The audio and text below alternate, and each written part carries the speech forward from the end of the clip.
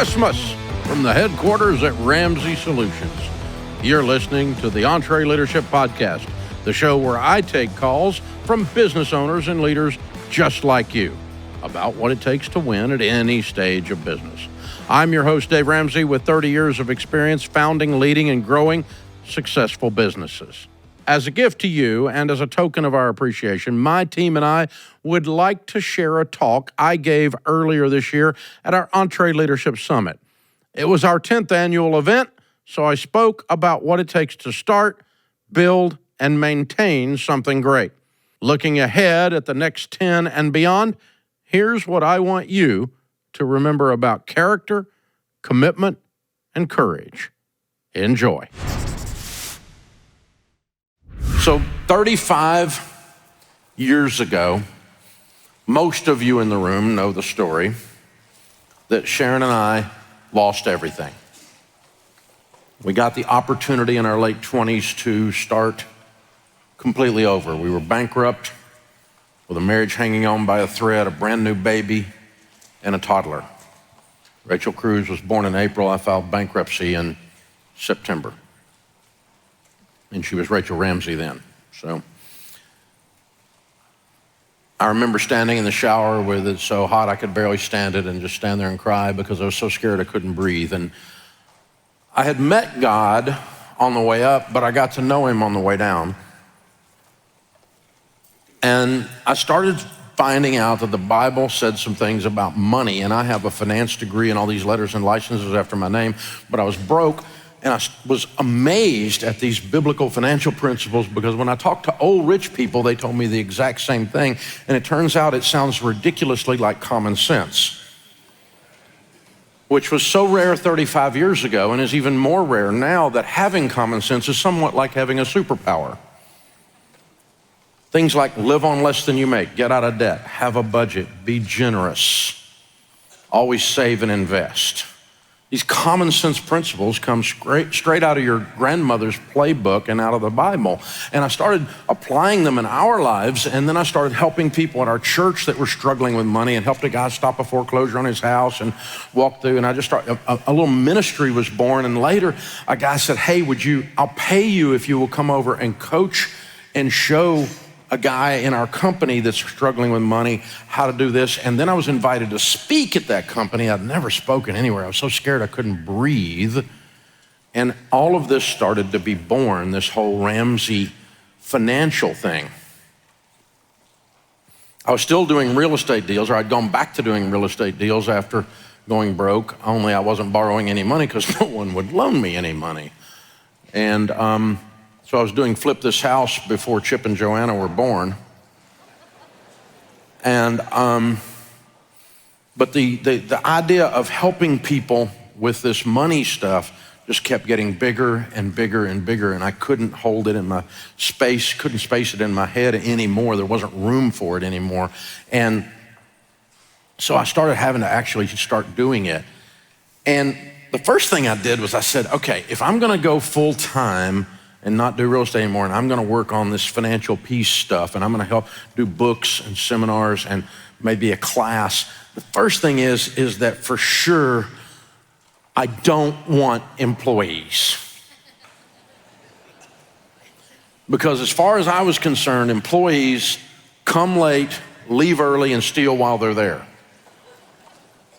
I didn't want any employees.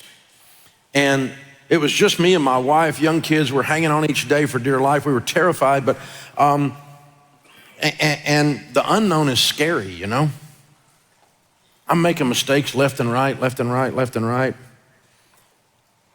And we walked our way through that, and I gotta tell you, you can do this. You can do it. The first thing I did was I hired a guy named Russ Carroll. And he came to me through a thing. He had gone through some of the training I had been through on what the Bible says about money, and I met him that way. And we went out to dinner, and I said, I don't want employees. But if you want to form a team, we'll be a team. But I really can't babysit you. I have no desire to run a kindergarten class. Life is too short and I'm way too broke to put up with it, and I really don't have the money to pay you anything, so you better be good at this, because otherwise it's not going to work. And we began developing the proven principles and fighting and scratching and clawing and trying to, all the dumb butt stuff I have done in 35 years, all the false starts, all the dead end roads I went down, all the box canyons I went up full of lions, tigers, bears, and jitterbugs. Oh my God, the stuff I have done, the things I've exposed myself to just because I wouldn't stop and I was just purely running and gunning. All I did was just outrun my stupidity continuously. Anybody relate? It just felt like if I just worked harder, it'd be okay.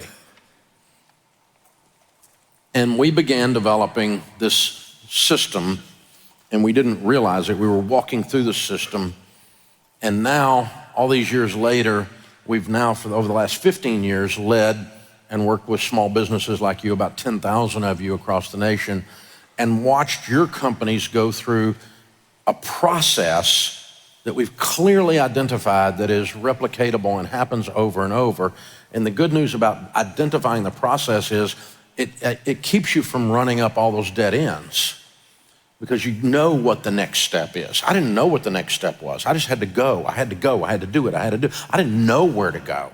And so I just overcame it with sheer willpower, effort, and activity. And it took twice as long because of all the stupid butt stuff I did by not knowing what the next steps were, by not knowing I was involved in a process that was naturally unfolding, but I only could see it now when we look back at it, and it's very clear. So there's two things I know about this system that we're going to talk about. One is, it's not theory. This was not born in a think tank at Harvard, and we wish it was true. It was not written out by a finance professor who's never made payroll. We make payroll. Never missed one, 35 years. We haven't missed. So we did this. I gutted this out. Many of you have gutted this out. We've walked with you while you did it, and we've observed this replicatable, clear system. And the second thing I know about this system is that these things that we've observed and now we're applying to make it smoother is business is still hard. Knowing the next steps makes it more efficient, but it's still freaking hard. If you're a wuss, I don't know how you got in here, and you probably won't be back next year. Business is hard. Anybody that tells you it's easy doesn't know what the flip they're talking about. And I keep waiting on it to get easy. I keep waiting for someone to discover me and just write me a check. Not gonna get easy. Bad news. But the good news is we have found a way to make it more efficient, more predictable, and walking out these steps. And there comes a time that you can't keep doing business by the seat of your pants. And for you, that time is now, because I'm gonna show you how to stop it. I didn't know all that back then. We call this the EntreLeadership System. And we've been working on it very, very detailed for a long time now. Back in the day, so the unlock was I started to recognize about 6 key areas in the business that were driving the business. At first, I didn't realize, I realized they were there and there and there and there. And then we started looking at them and then we went, wait a minute, no, they're progressive. And once you go through them, you're gonna go through them again and take each one of them deeper. And then you're gonna go through them again and take each one of them deeper. And then you're gonna go through them again and take each one of them deeper. There are 6 of them. The first one is personal. I discovered that I am the problem with my business. John Maxwell, in his famous book, The 21 Irrefutable Laws of Leadership, calls this the lid, the leadership lid. I'm the lid on my business. I'm the problem with my business. That's the bad news. It will never grow faster than I can personally grow. That's the bad news. The good news is if I'm the problem, I'm also the freaking solution. And I can just decide to be at stuff like this, feed my brain, feed my spirit, and go home and kick a whole nother level of butt that I've never done before. I can decide to be better. Obviously, I'm not the same leader I was when I was 32 years old. I was just a freaking boss. Bosses push, leaders pull. I had to discover that. I didn't know that. And as I have been transformed by the renewing of my mind, and you're being transformed by the renewing of your mind, that's personal growth, and you start getting out of your own way. The second one is purpose. Business is bigger than the bottom line. If the only thing you're in business for is money, you do not have emotional staying power. It's not sustainable to just work for money because it's too freaking hard. The bull crap you put up with, the betrayal you put up with, the ridiculous things we face, and you go, what in the world? Are your parents cousins? How did you come up with that? You and I know what I'm talking about. Oh my God, it's just the frustration level makes you want to just, it's not sustainable. You can't push through that kind of stuff just for money because you're going to go through too much crap. You got to have a sense of purpose, a higher calling. And your team needs to know that the work that they're doing actually matters. It actually matters. And here's some testimonials. Here's some customers that are happy that they did business with us. Well, Dave, I'm a plumber. How does my work matter? Boy child needs a shower. Your work matters. I don't get a shower. But for that matter, I don't get a hot shower. It's going to be a bad day for me and probably some others. Your work matters. You got to figure out how your work matters, and your team has to plug into that purpose, and you got to constantly be yakking about this. It's personal purpose, people. Oh, and we heard from Pat Head Summit famously yesterday that you're not going to win the Kentucky Derby with a donkey. You need thoroughbreds. It's a constant process, as our friend Jim Collins says, to get the right people on the bus, the wrong people off the bus, the right people on the right seats on the bus, and the thoroughbreds in the right seat in the bus to get the work done. And you're going to do that over and over and over again, and you're going to get better and better and better at it as you go along. The first time I hired somebody, I thought I used the mirror test. If they could fog up a mirror, then we probably could do it. I was so dumb, I thought if you hired people, they would work. I was so dumb, I thought if you hired people, they would care. And that's where I started. You got to get the right people on the team, and you got to release into the wild the ones that shouldn't be there. You got to fire some people. Not today, but you will have to fire some people. Then you have to have a plan. My friend Zig Ziglar used to say, if you aim at nothing, you'll hit it every single time. You got to have a plan. Winning is an intentional act. No one accidentally wins the Super Bowl. No one accidentally becomes successful. No one accidentally has a great marriage. It's not an accident. It's a series of intentional acts executed with a desired future. And then we develop a product out of all that, a product or a service that we put in the marketplace, and we have to deliver excellence. And we have to service it, and we have to fix it because it always breaks. And then we got to do it again. Oh, and then it becomes outdated, and we have to do a version 6.40. And then we got to do it again. And the product then creates profit. And Ken Blanchard says that profit is the applause that your customers give you. And my friend Rabbi Daniel Lapin famously says that if you do a great job for your customers, they will give you certificates of appreciation with presidents' faces on them. The natural byproduct of serving the community, serving the world, serving the customer well, the natural byproduct of that is profit. And so if you make a lot of money, you are not evil, even though the lefty communist professors tell you you are. When you make a lot of profit, you're an American. You did a good job. You're part of capitalism.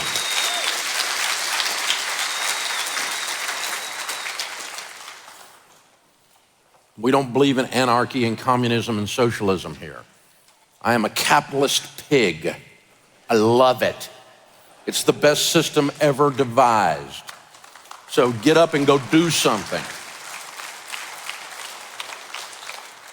Profit is the byproduct of loving your customers well. It's the byproduct of putting out something excellent in the marketplace. You put out crap in the marketplace, you screw people, you don't make a profit because nobody does business with you but once. And they tell everybody to not do business even that once.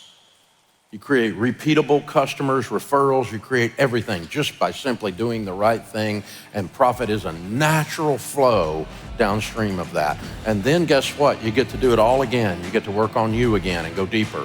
You get to work on your purpose and drive it deeper into the organization. You get to work on the people and get new ones and replace some of the ones that can't make it at this next level. And it's such a process to go around these 6 drivers of business over and over and over again.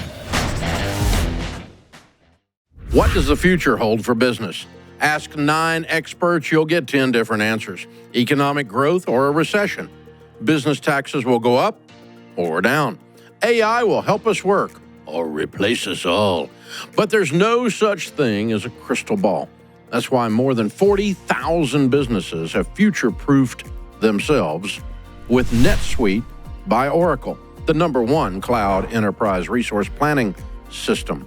Ramsey Solutions uses NetSuite, and you should too.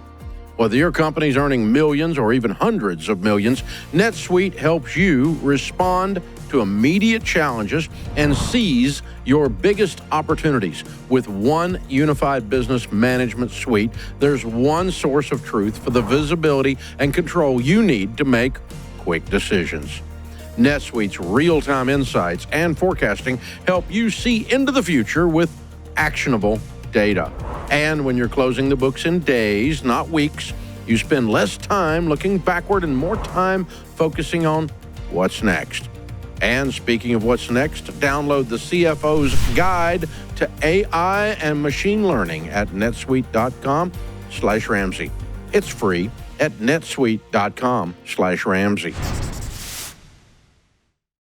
Now, when we look back on the Ramsey trek and we look back on many of your treks, and we've used these case studies to put this EntreLeadership System in place, we see that as you spin around these, you end up leveling up.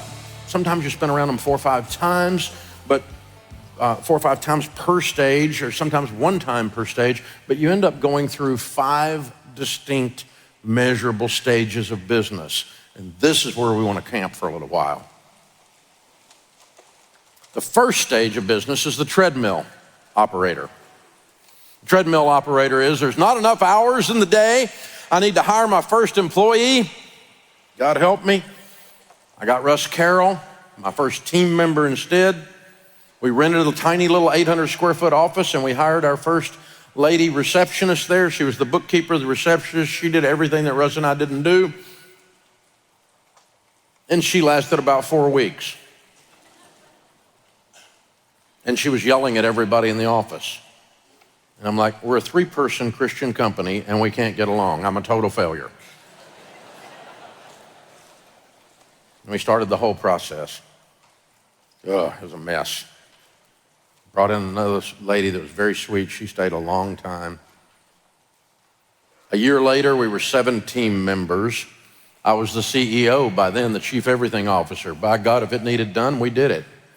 I set up chairs, I hauled books, I printed out invoices, I wrote all the checks by hand in those days.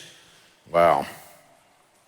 I was doing so much work. I was running in circles. I was a dog chasing its tail. I was a squirrel on the road that didn't know which side to get over. I was running like a rat in a wheel. I was on a treadmill. I'd come home from work after working my butt off for 16 hours, collapse on the couch, and my wife Sharon would say, "What'd you do today?" I have no idea, but I did a lot of it. You relate to that? Some of you are there right now, but some of you just remember that stage of business very clearly. The treadmill operator feels like a rat in a wheel. All we're trying to do is just get payroll by Friday. We got to get the receivables in. We got to do cash on the barrelhead with some customers because, by God, we need the money in the door. Cash flow, cash flow, cash flow. I got 7 people counting on me to eat, and it's my job to produce enough revenue to make cash flow Friday happen. But what if you had a team that would actually help shoulder some of this? So the deal with this is, the treadmill operator, your focus is you got to get some of the work off your plate. Key problem for Treadmill is this: too much of the business relies on you. The operations, the revenue production, too much of the business relies on you. So how do you break out a Treadmill Operator? You know, we're probably doing $1 million, $2 million a year top line, maybe even $3 million a year top line. But by God, I was just gutting all of it. I was just going in the street, killing stuff and dragging it in by myself. You know what I'm talking about? Y'all remember doing this, or some of you there right now. It all depends on you. You really don't even own a business yet. You just own your own job. It's kind of how it feels. Can't take a vacation. You can't get sick because the whole freaking thing stops if you do. So you got to level up out of this because it's really not sustainable. You try Treadmill Operator for 20 years, it just won't work, man. It's no fun at all. So you got to level up. How are you going to level up out of that? Well, the action plan, the key points to level up are this. You got to increase your time management. You've got to get in the business of delegation. You've got to delegate some of the revenue production. You got to delegate some of the production. You've got to delegate some of the operations, and you do that by hiring. You hire thoroughbreds that are team members that can actually do crap. They actually do their job, and their job is to take on part of the weight of this business. And as you're distributing the weight of the business off of your own shoulders, you're leveling up and you're moving out. And you got a budget for this, of course, because you got to pay these people. And thoroughbreds generally cost more than donkeys. Matter of fact, they always cost more than donkeys. The difference is they actually can win the Kentucky Derby, because donkeys are just donkeys. They're just a problem. So when I was in this stage, what it looked like was we had about 12 people, and I was doing a radio show 3 hours a day. I was teaching Financial Peace University with a bad suit and an overhead projector, and I was running the business. And so what it would look like is I come in the morning at 7 o'clock, and I work my tail end off until about noon. And then I would drive to the other side of town to the radio station that was carrying our radio show, and we were starting to broadcast it to a few other cities. And I would drive 35 minutes to the other side of town, do a 3-hour show, usually eating a pizza during the commercial breaks, and then drive back at 4 o'clock, go across the street to the Holiday Inn where we rented the ballroom to do Financial Peace University every night. They made us tear the room down and rebuild it every day because they might want to have a Kiwanis Club lunch in there. Probably not, but they did it anyways. We got a better price if we did all the labor. And so me and one of the other guys would go over, we would set up 300 chairs, we'd get that stupid snap thing on the screen, snapping those screens around, put that screen up. That thing would always pinch. I had blood blisters forever. And then I had this overhead projector. Y'all remember those? If you don't, look it up. It's on the internet. And a bad suit and an overhead projector. I would teach for an hour and a half a Financial Peace University lesson. We would break out into small groups, 300 people. So we rented all the sleeping rooms on the first floor of the Holiday Inn every night. And we stood all the beds up against the wall, and everybody took their chair and went in and did a small group discussion in all the different sleeping rooms on the first floor of the Holiday Inn. And we had group leaders that led those groups. And then, of course, when the small groups were over, someone inevitably out of 300 people was in the middle of a crisis, and I would end up sitting down with some single mom or some couple whose marriage was on the edge and walking them through how to not get foreclosed on, or how to not get repoed, or how to not kill each other because they're so mad over the money stuff, and pray with them, drive home, collapse in the bed at 11:30 at night, and be in the office at 7 o'clock the next morning. And I did that every single day for 3 years. My wife said she was a single mom during that time. She was. I was never home. That was my treadmill stage.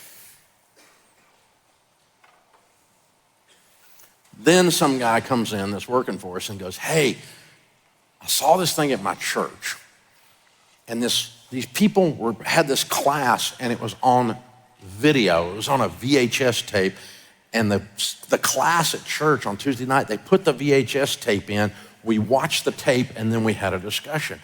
We've got to put this Financial Peace University on video because then it can go everywhere, because what you're doing is not sustainable. You can't keep doing this. Plus, we were doing this Monday, Tuesday, Wednesday, Thursday, Friday, Saturday night, and did a matinee on Saturday afternoon. We were doing 7 classes in 6 days, and he said, this is not sustainable. And we've maxed out. They were all full. We logistically can't grow.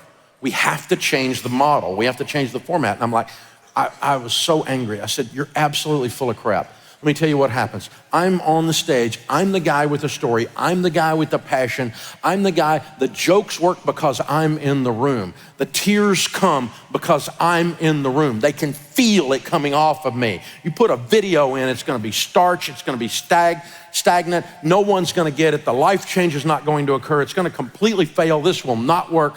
And he said, yeah, but you're just gonna die and then this whole thing's gonna go away. We have to try something else. We can't grow anymore. Our revenues are maxed out. We're doing all we can do this way. You gotta try something, even if you think it won't work. And I'm like, it will not work. You're just wrong. And he and I just argued and argued and argued. He goes, you have to try some new technology. What we're using is not working. Sounds like me and Daniel Ramsey arguing today. We spent $7,246 in 2 weekends and shot the 13 lessons of Financial Peace University. In those days, that's what it was. And again, a bad suit and overhead projector captured on video.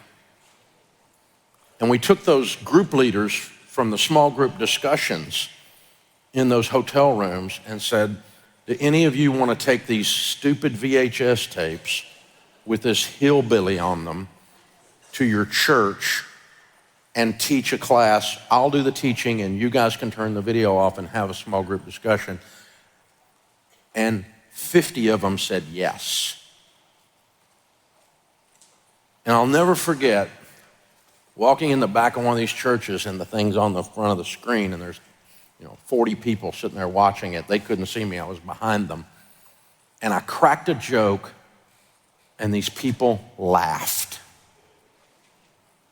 And on the video, I said, if so-and-so happens, everybody, if that's you, raise your hand. And these goobers raised their hand. And I went, well, I was just wrong. This video crap is gonna work. And we ran 2 duplicating houses almost out of business because they were running 24 hours a day trying to keep up with us because it exploded our growth. We stepped off the treadmill stage. Finally got margin. Didn't have to teach every night. I didn't have to personally, physically be there anymore. The logistical nightmare was unplugged, but also the personal treadmill was turned off, and we leveled up. It unlocked the door to the next stage, the Pathfinder stage. Once we recorded Financial Peace University, of course, I could focus on other things. I had more team members now, and I felt like I was herding cats. It's like when Daniel was little, my son was little, he played ice hockey, and I coached his ice hockey team. I played ice hockey a little bit when I was a kid up into college. And so I'm out there with these 5-year-old little boys on ice skates, and they have one thing to do, whatever they want. They're like little bear cubs running around chasing a black dot. And there's no coaching them. It was just like daycare on skates. And it kind of felt like that running this business. I thought I was herding cats. It's like trying to nail Jell-O to a tree. Putting out fires all day long. Everybody's just running off doing their own thing. Nobody knew what the other one was doing. We were all just doing stuff. It was crazy. And Russ and I, when we first started, Russ Carroll, my first guy, and I, we sat down and prayed about and wrote a mission statement, which was very good, and it was our mission statement. As a matter of fact, we think God was involved because to this day, 35 years later, it's still Ramsey's mission statement, only with one minor change in 35 years. So it was a good mission statement. But I started to notice as I was doing this, there was kind of this, you ever felt like when you walk in the office, there was like you were walking through molasses? Or like there was a cloud overhead. I felt like Pigpen and Peanuts. Like there was just something wrong in the air, but I couldn't figure out what it was. I could just feel it in my spirit. I could smell it in the air, but there's something wrong, but everything wasn't quite going. The enthusiasm was starting to kind of drop down, and it was more like people were just mailing stuff in, and I couldn't figure it out. We were doing a staff meeting every Monday, which we still do, and 12 of us at that time. I had my little staff meeting on Monday morning, and I had an appointment right after that, so I got up, left the staff meeting, went to my car to go to the appointment, realized I had forgotten my keys. They were on my desk, and I walked back in, and my top salesperson, a lady who was a real character, had her back to the door, and she did not hear me come in the door, and she's talking to all the rest of the team, proceeding to tell them how stupid Dave is and how all the stuff he's doing is wrong, and if he would just do this, this, and this, he could figure out how to run this business, but we're probably never going to get anywhere because he's the problem, and this, just tearing me up. And I'm standing behind her. She doesn't know I'm hearing all of this. And they're looking at me, looking at her, and they're going, they don't know. They're somehow trying, and I guess the hair finally stood up on the back of her neck. This went on for about 3 minutes, felt like 3 years. If you've ever heard someone just completely trash you in person that didn't know you were hearing them, finally the hair stood up on the back of her neck, and she turned around and she said, "Oh, yeah." I said, "Yeah." She said, "Yeah, but," and she starts trying to crawfish and back up into that hole, right? Just running back as fast as she can run backward. And I said, "Well, I think we just need to come in my office for a minute." And we walked in, and I shut the door. I didn't even sit down. I said, "I think we're done." And she said, "What do you mean we're done?" And I said, "Oh, we're done because there's two problems here. One is you work for a stupid guy, and you keep working there, which means you're dumber than he is. So I'm gonna help you with that. Yeah, this is your last moment of employment here, and so we'll figure it out later, but you need to get your stuff and get out of the office while I'm on this appointment because I'm too angry to talk to you right now, and I'm gonna say things that I might regret later." And the worst part of this whole thing was my wife had told me not to hire her.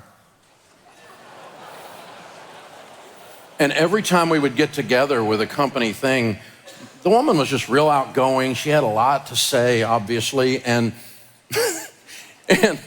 every time we get together for a little company get-together, I'll be riding home, and Sharon's going, "Woman's not right. There's something wrong." I said, "You're just quiet, and she's outgoing. You just don't like that kind of woman, and she's crazy and all that. You just don't get it. Salespeople sometimes are that way, honey. You just need to, She goes, "There's something not right." Now I got to go home and tell Sharon that I have fired this chick. Oh, it's double hit, man. But that scene in the old Wizard of Oz, the ancient one that we used to watch on Sunday nights with Liza Minnelli's mother, Judy Garland, right? She was Dorothy.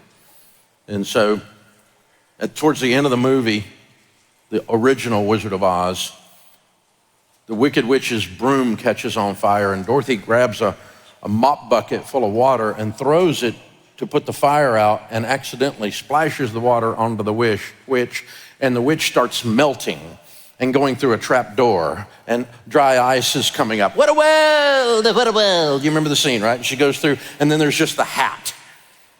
And that's it, and a little bit of smoke.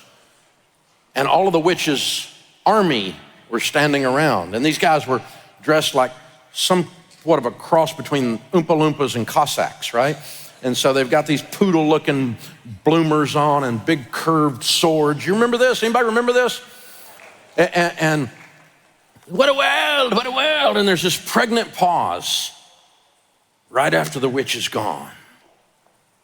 When you think, oh no, they're going to turn those curved swords on poor little Dorothy because she's killed their boss.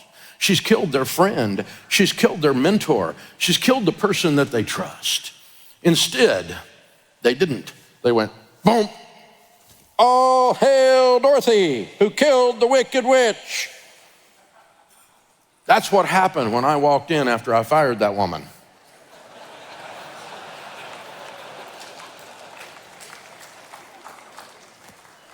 The air cleared up in the building, and we discovered what the smell was. The smell was gossip. And I said out loud that day for the first time, and I've said it for a long time ever since, one of our core values is, I will fire you for being a gossip. I just did it, and I'll do it again.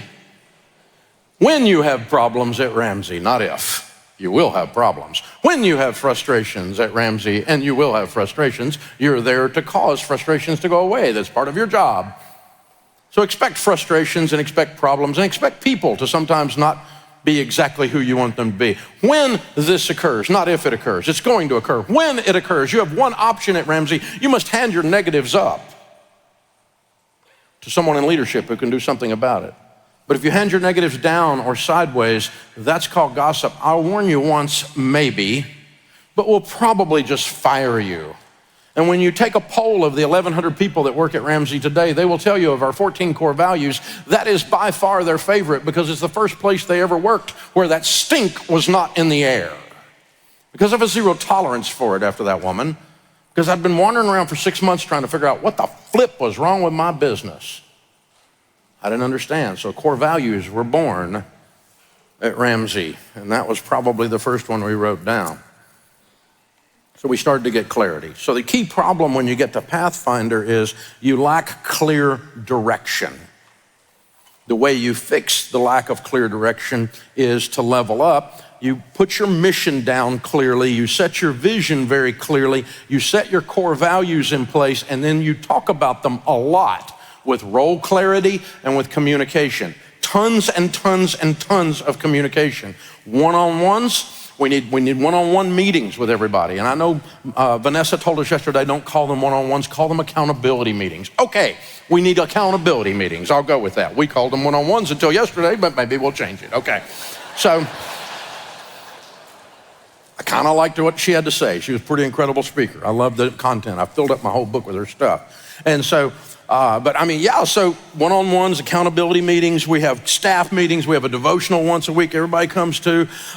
We do all kinds of things to communicate. I started in those days doing, to increase communication, started doing weekly reports, and people had to turn in a weekly report. And I didn't ask them to do anything. I said, just write down or type out on a piece of paper and turn it into my assistant Patty what you did this week that makes me glad you're here.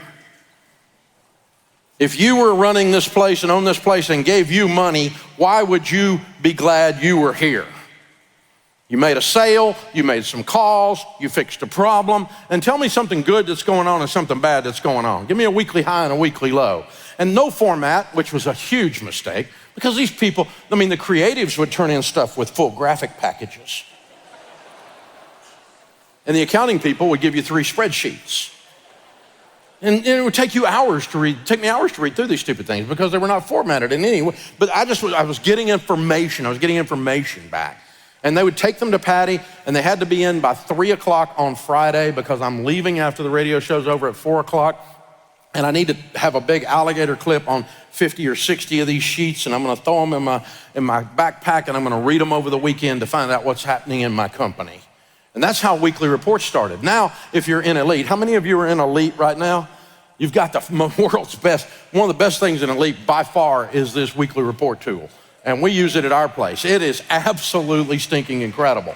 And we'll talk to you about it, but it's, the team fills it out, and it's got little red, yellow, or green faces about their morale, their stress, and their weekly high and their weekly low, and it's really, really good. And so we work through that. Communication. Here's our mission, here's our vision. Are you going with us? Are you aligned on this? Here's the values. Here's the things we don't violate. Here's the things we always do. We do our work as unto the Lord. It's one of our core values. We have a no gossip policy. We have a marketplace vision, and the marketplace vision is if we help enough people, we don't have to worry about money. That's one of our 14 core values. They're all over the building. They're in your face on the first day at the work. in the onboarding. We're aligning you to the vision. We're aligning you to the process. We're aligning you to the core values. And then we're going to communicate, and stay aligned, because this is who we are. Are you a we? We are French. We. You got to do this to be a we. And we talk about it all the time. And about the time you're so sick of talking about it that you think you're going to throw up, they hear it for the first time. You got to say it over and over and over and over again. My friend Andy Stanley, a pastor down, great leadership speaker, pastor down in Atlanta, says, you got to tell them 21 times before they hear it once. Sorry, but that's the reality of life. Because they're hearing it through their paradigm, their personal issues, whether they were late to work that day, whether their car has a flat tire. They're hearing it through all this, so they're not hearing it most of the time. You got to communicate. And then gradually, the ducks got in a row, and it didn't feel like herding cats. Incrementally, 1% at a time maybe, if we were going to do James Clear. But a little bit at a time, after we kept doing this and kept doing this, everything got in line. Now we're heading towards being Trailblazer. Trailblazer, where we started making some money. It was fun. For the first time ever, I wasn't desperate on Fridays.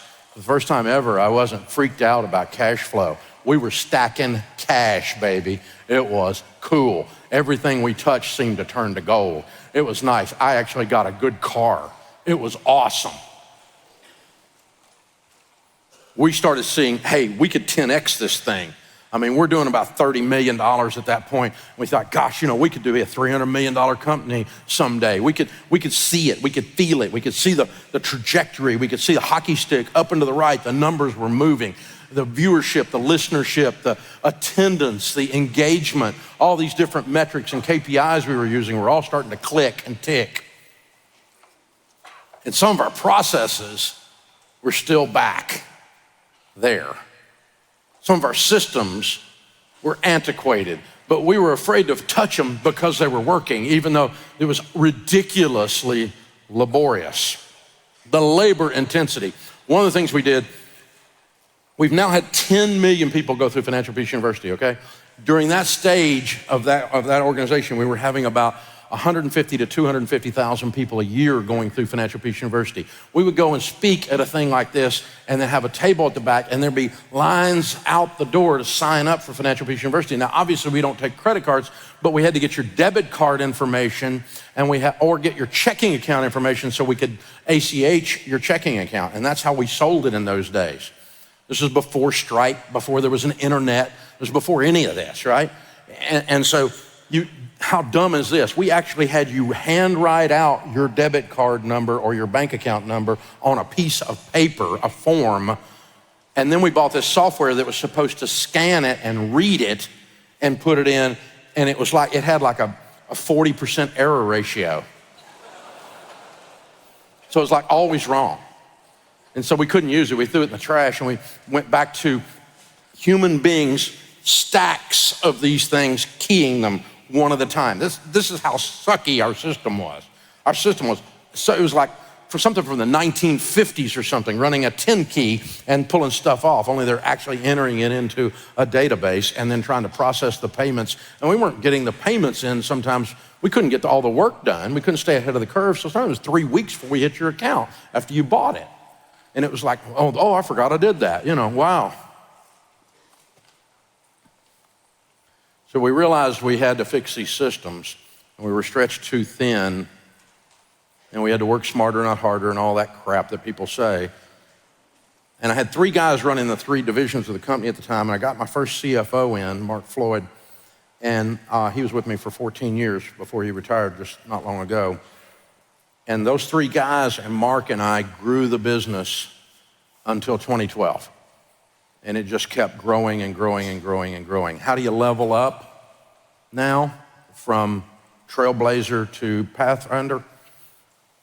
Well, the key problem, how do you go from Pathfinder, to Trailblazer? The key problem is you lack the plan and leaders to scale your business. So we had to put a better plan and better systems in place to scale the leaders. So the action plan to level up is developing leaders. You've got to delegate leadership. You can't just delegate.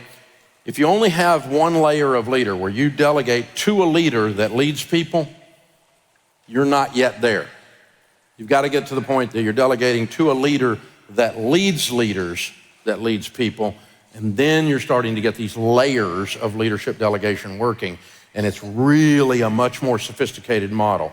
And you've got to do the systems and processes. Claire talked about that yesterday, ironically enough, but that's true. Systems and processes will kill your butt when you're a primitive upstart company. If you don't get those systems and processes and just beat the snot out of them, they're gonna be the thing that holds you back. And we've clarified all that, man. We spend so much energy and bandwidth and calories burned on system and processes even to this day, just to stay ahead of them. And this was the first time we really started looking at strategic planning, because we had pretty much just said, we gotta get through Friday. Strategic planning was, if we make it till Christmas one Friday at a time, we made it. That was our strategic plan. Now we had to really start doing things. And one of our biggest department leaders, one of our vice presidents that we were delegating to, said, hey, I just hired a guy to come in from Colorado and lead a strat op. And I said, you did what? And she said, yeah, I paid him. We're paying him. I said, how much are you paying him? $5,000. You're paying somebody $5,000 from outside the company who doesn't run a company to come in and tell us how to run a company. I really think you're stupid. She said, well, we've got to do something. We have to get above this. We can't just stay down in it. We got to get above it. We got to start flying, a 30,000 foot view, because we're running into stuff that we could have seen if we'd have been up above it. And she said, this is ridiculous. We've got to get above it. We've got to try something different. I'm like, what is a strat op? What does that even mean? She said, strategic operations. I'm like, what does that mean? She said, get above all the crap and see how to shovel it. Okay, really, this sounds very corporate to me. I'm an entrepreneur. I think we should just kill things and drag it home. And she said, we are, but we don't even have room for all of it. So we need to figure out what we're doing. She argued with me. I said, all right, it's $5,000, go for it, And they came back and they were all had their little faces were lit up and they were so happy and motivated from this stupid butt strat op. And they just loved it. And then it spread all through the company. Then they wanted me to sit in one. Oh God, it's like a root canal. It's the best thing we've ever done. It changed our whole business. And I just hated it. I still kind of hate it, but it works. It absolutely works. Learning to do strategic planning. Because what had happened was I hired MBAs, Masters in Business, working for me. I don't have an MBA. I've got a PhD in DUMB. And how many of y'all got an MBA? Anybody? Good. That's really cool. It's a great degree. It's a great study. 100% of the MBA programs I've had any interaction with always teach strategic thought. It's hard to get an MBA and not learn to get above the problem and look at it from a 30,000 foot view and show, if we just go around the barn that way, we don't have to tear the barn down. It's easier, drive around it, and so it's a beautiful thought framework if you bother to do it. And so these MBAs were on our team. We'd hired these thoroughbreds and they knew crap I didn't know. And they're saying, we need to do strategic thought. So we had a really good trade. They taught me about strategic thought and I taught them how to work. So it was a good trade. We had a good time. And so we started doing the strat ops. We started delegating the main areas of the business to leaders. And now I started leading leaders that led leaders. And they were strong, and we had core values, and we relied on missions, so they could finish my sentences, which made it very easy. If I knew that they knew exactly what I would do when I wasn't there in those situations, then it was very easy for me to delegate to them. You can delegate to people when you trust their competence and their integrity. And I leaned into that, and I leaned into that hard. And so Sharon and I went on a vacation. We were in Scotland. I'll never forget it. And there's the Ramsey Castle. Ramsey's Scottish. And so we're staying in the Ramsey Castle, Dalhousie. And it's now a bed and breakfast, and so it's very cool. Got a 5-star restaurant in the dungeon, it's neat. So we were staying at this castle, and I get an email from Matt, one of my executive VPs. It's one of the guys running the company with me, and he goes, hey, I need to give you a heads up. We had a thing happen, and we took care of it, but we did exactly what you would have done, and we just wanted you to know we did it because we dropped some money. And I'm like, ooh, okay, I want to read this story. So Steve Naismith was a guy, he's a marketer working for us at the time. And Steve had an 11-year-old son that went to Asheville, North Carolina, 7 hours from Nashville, Tennessee, to a summer camp playing dodgeball. He got hit in the head with a dodgeball, and unbeknownst to them, he had had an aneurysm, or he'd had a weak vein or whatever that caused an aneurysm since he was a child, and a freak accident with a freak medical condition that was unknown hit him in the head, and he's got a brain bleed. And they called Steve and said, your 11-year-old's in ICU, and they're saying he's not gonna make it, maybe 2 or 3 hours. You need to get over here. Well, there's no way to get to Asheville, North Carolina in 2 hours or 3 hours from Nashville. So our team did what we do. We treat other people like we'd want to be treated. How would I want to be treated if my 11-year-old's got 3 hours to live and I can't get there? We chartered him a jet for $8,000 and sent him over there. There's a lot of money to us in those days. And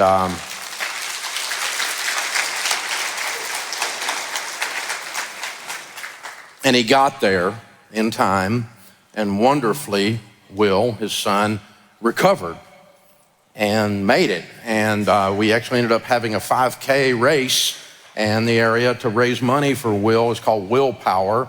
And we had a 5K race for Will for years in the area to go with this. And my guys are like, they made all of these decisions without even asking me, because they knew that that's what we would do at Ramsey, because we had always talked about what we would do at Ramsey. We treat other people like we'd want to be treated. And then you don't have to worry about anything called loyalty. And if you do have to worry about loyalty, you don't think anything at all about firing their butt when you do stuff like that for people, right? If you observe me do that for Steve, and then you're disloyal over here, knowing I'm gonna be that loyal to you, then I got no qualms at all about putting your little butt on the street in a heartbeat. And so we'll talk this stuff through. We're gonna treat you like we'd wanna be treated in this situation. Your daughter works on our team. You know how she's gonna be treated and how safe she's gonna be in that environment, because my daughters work there. We're not gonna have sexual harassment. We might have a murder, but we're not gonna have sexual harassment, right? I'm gonna treat you like I'd wanna be treated. That's the process. That's when I knew we'd hit another level. They could make a decision that was an expensive decision based on values and alignment, and it was all delegated to that level, and I'm in Scotland having dinner. That's a trip, y'all. In that moment, I thought, this might be the most fun I've ever had in business, because it's starting to work. I don't have to carry all of this by myself anymore. And then that starts moving us towards the peak performer. Business is great. Let me tell you what, man, peak performer, of all the 5 stages, is the most fun of all. Not only is everything lined up and working like it's supposed to be working, but you are making bank. It is like, oh yeah. And then stupid people come out and go, you're so lucky. And you just want to get up right in their face and yell at them, luck had nothing to do with this crap. God's blessings, yeah. My hard work, yeah. Don't you call me lucky. Lucky comes to work in overalls and has calluses. That's what lucky does. I got you, lucky. Oh God, that drives me nuts. But you're starting to kick butt now, man. It's moving, right? You got things going. And you're stacking cash, and everything you touch is working, and it's like, woo-hoo. Every day is like something good is happening. Peak performance is a wonderful stage. And you know, you worked your butt off at this point. We always say we worked our butt off for 20 years. We're an overnight success, right? Everything's going good. And so I'd been on every show at this point.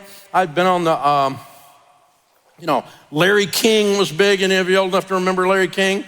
Yeah, and Larry King, I was on, remember the show Sally Jesse Raphael? Y'all remember that one? With the red glasses. I was on Sally's show several times, and I was on every dadgum show out there, but I couldn't get on Oprah. Oprah was the big dog show in those days. If you could get on Oprah, you could sell 1 million books just from the appearance. If she extended her scepter towards you, like the king of old, and bless you, my son, I endorse the book. Boom, Barnes & Noble explodes, right? And so, but I couldn't get on Oprah. And Oprah's people would call and tease us. They would say, we're thinking about putting you on. Would you send us some stuff? Yes, we'll send you some stuff. We'll send people up there. We'll send an emissary, an ambassador. What do you need? We'll send what is it you drink? You'll have some. I mean, all of it, anything you need. And they would talk to us like 3 times and then just shut us off, ghost us. No response. And so I've been on everything but Oprah. And the joke around the office was, I've almost been on Oprah more than anybody. Because this happened like 6 times. They would call and then just drop us. It was like the pretty girl in high school toying with you or something. It was just ridiculous. So finally, 60 Minutes calls. And Leslie Stahl wants to do a story. Now, 60 Minutes is kind of a mixed bag. Because it's got huge viewership, and if they say good things, it's going to be a good day, right? But if they don't say good things, and they generally don't say good things, they generally trash you at some point in the story. Well, his detractors say, and they interview some goober who has an idea or an opinion who's never done anything, lives in his mother's basement, right? And, his detractors say, and so anyway, we finally get on 60 Minutes, and it was a 12-minute positive story. And we're like, you can look that up in the Bible. That's called a miracle. And it exploded. And the next week, Oprah's people called. Right? And we're like, well, we'll think about it. What day do you want us there? And we went and filmed the show. So 60 Minutes plays in November. It blew up the internet when we just got internet. Servers were all melting down because of all the hits. We go in the spring and film an Oprah show, and they say, we're not going to play it in the spring. We're going to wait till September to play it. 60 Minutes calls and says, the show went so well last November, we're going to play it at the end of our reruns in the summer. So the last week of August, we're going to run it again, get ready. And now we know what it is. It's 12 positive minutes. And Oprah says, a week later, we're going to run it.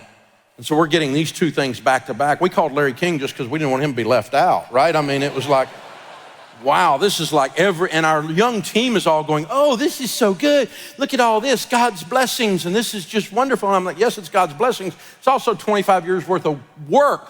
God, it's like Earl Nightingale used to say, he said, old preacher's coming along the road and he looks down, sees this beautiful farm, and he walks down, the farmer comes out to the end of the road and he's all dirty and he says, your farm is so beautiful, every row is perfect, there's not a weed in sight. He said, God has blessed you with a wonderful farm. And the old farmer says, yes, sir, he has. And I get on my knees every morning and I thank God for his graciousness and his blessings. Preacher, you should have seen this farm when God had it all to himself.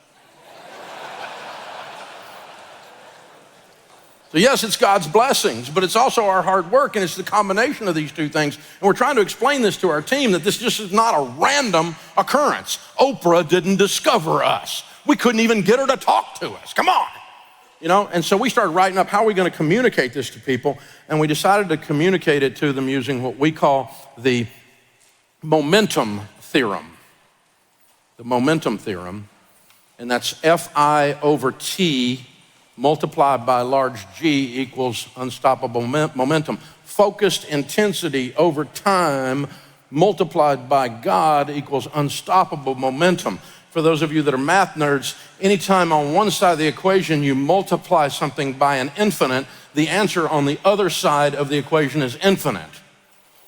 So when you take your efforts and you multiply them by the great I am, the answer on the other side of the equation is unstoppable momentum. And then you get to be up here 35 years later and do what I'm doing. And I get to sit backstage and go, wow, look at what God has done with the work that we did. And that is one of our core values. It's 14 on the wall.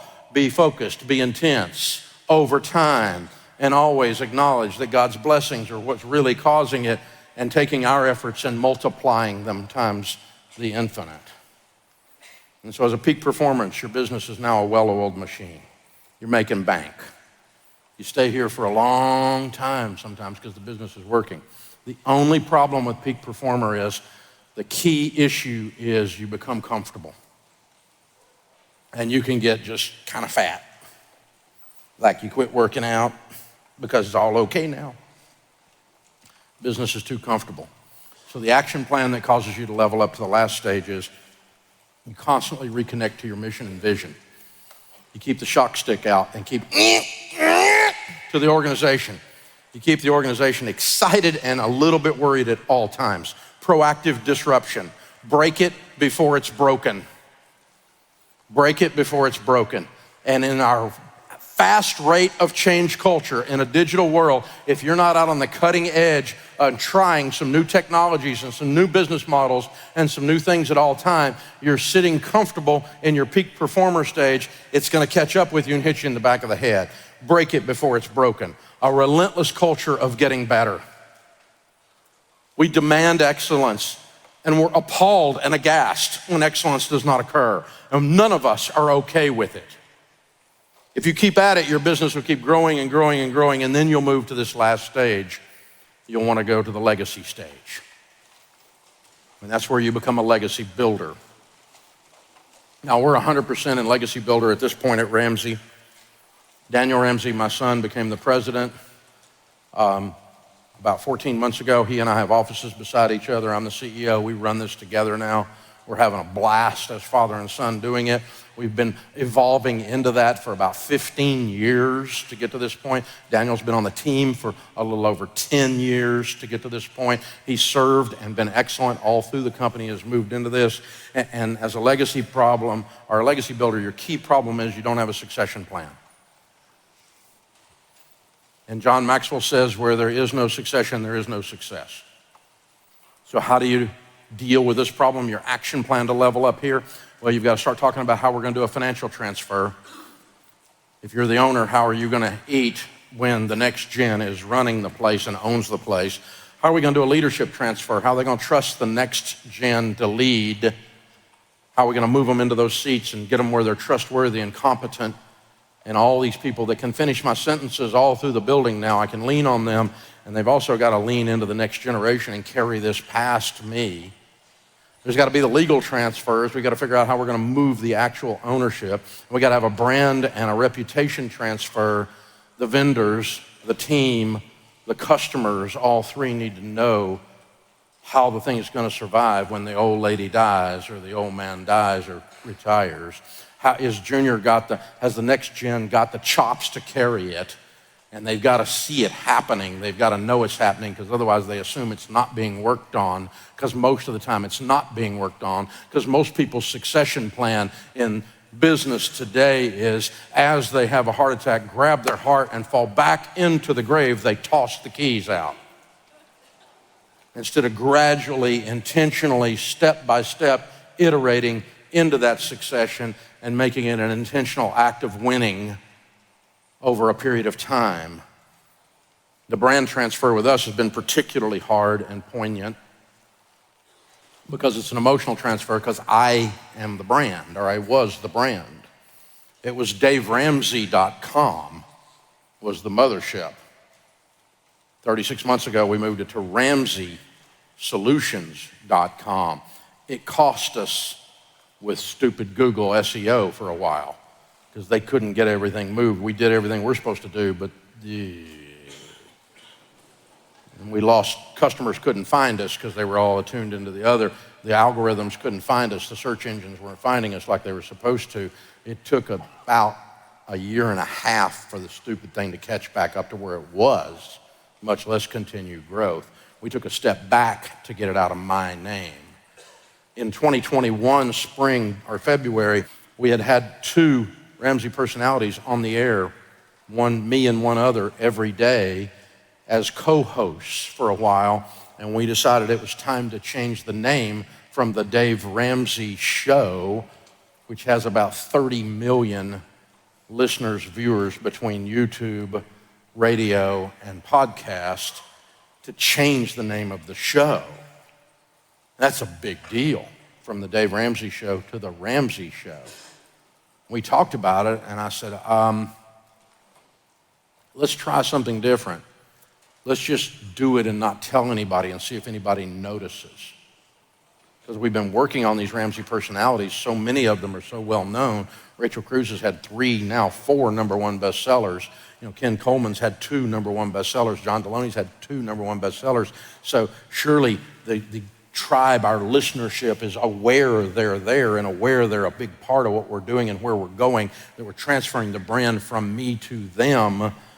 So surely they won't care if we change the name. We changed the name without saying a thing except going on the air and said, welcome to the Ramsey Show instead of the Dave Ramsey Show every hour when we came on the air. You know who noticed? Me. Nobody cared. That was really distressing. It was pretty emotional for me. I got off the air and went, I've been planning to be less important and damned if it didn't work.